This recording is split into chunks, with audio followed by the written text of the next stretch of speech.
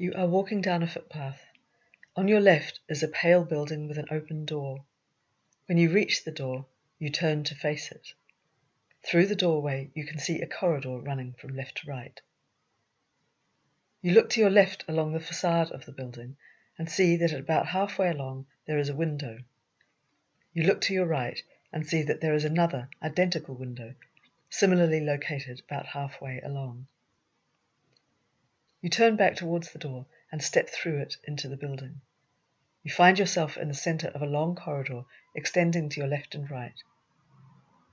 You turn and face down the left-hand arm of the corridor.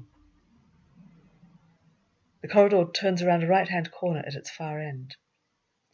Halfway along the left-hand wall is the window looking out onto the street. Opposite it, in the right-hand wall, is an open door. You turn around to face the other way and look down the right-hand arm of the corridor and see that the corridor makes a left-hand turn at its far end. Halfway along the right-hand wall of this corridor is one of the windows looking out onto the street. Opposite this window, on the left-hand wall, is an interior window. You walk along the corridor until you reach the windows, then turn to your left and look through the interior window, noting that it looks into a blue room. You continue turning until you are now facing back up the corridor. You walk along the corridor, past the main entrance, until you reach the other window and the open door. You turn right towards the doorway and step into the room beyond. You find yourself at one end of a long, rectangular, pale yellow room, which stretches out in front of you. At the centre of the wall, at the far end of the room, is a window. In the wall to your right are two open doors, located, respectively, 1/4 and 3/4 of the way along the wall. The long wall to your left is empty, with no doors or windows. You walk over to the nearest door, turn to face it, and then walk through the door into the room beyond. You find yourself in a smaller square room painted green. Immediately in front of you is another open door, through which you can see a blue room beyond. You turn your head to look at the left wall, which is blank, with no doors or windows. You look to the right and see that this wall is also blank. You turn back to face the door and step through it to the blue room. This room is rectangular, identical in size and shape to the yellow one you were in earlier. The wall in front of you is blank. You turn to your right and see, in the short wall, a window looking out into the corridor. Through the window you can see that in the far wall of the corridor there is a window looking out onto the street. You turn to your left to face down the room. In the wall at the far end there is a closed wooden door. You turn further and see that the long wall to your left has two doors. The one you just came through from the green square room, which is 1/4 of the way along the wall, and another, located 3/4 of the way along.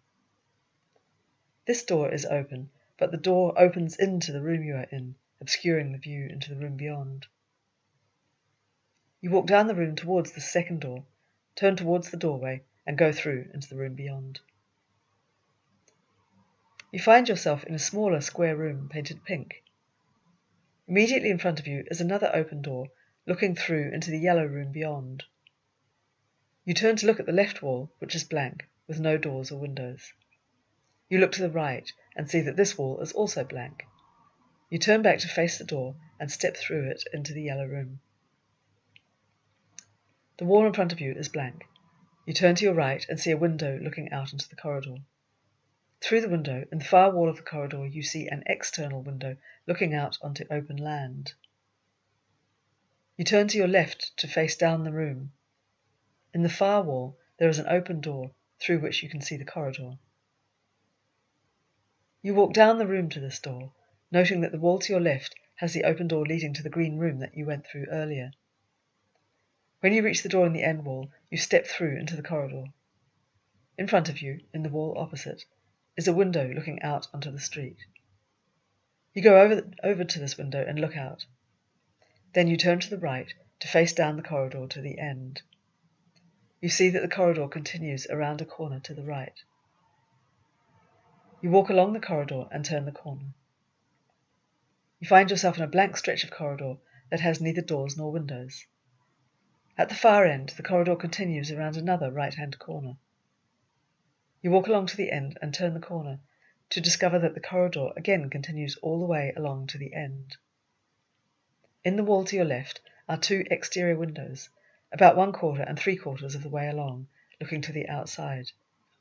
In the wall to your right, aligned with the first window, is an internal window through which you glimpse the yellow-painted room. Further along the same wall, aligned with the second window, is a closed wooden door. At the end of the corridor, you can see that it makes a right-hand turn. You walk along the corridor to the end and go around this corner. You find yourself in a blank stretch of corridor that has neither doors nor windows. You see that at the far end the corridor continues around a right-hand corner. You walk along the corridor to the far end and turn the corner. You find yourself back in the corridor you first encountered when you entered the house.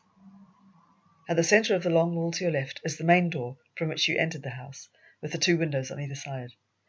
In the long wall to your right are the internal window, and further along, the door. You walk along the corridor until you reach the main door.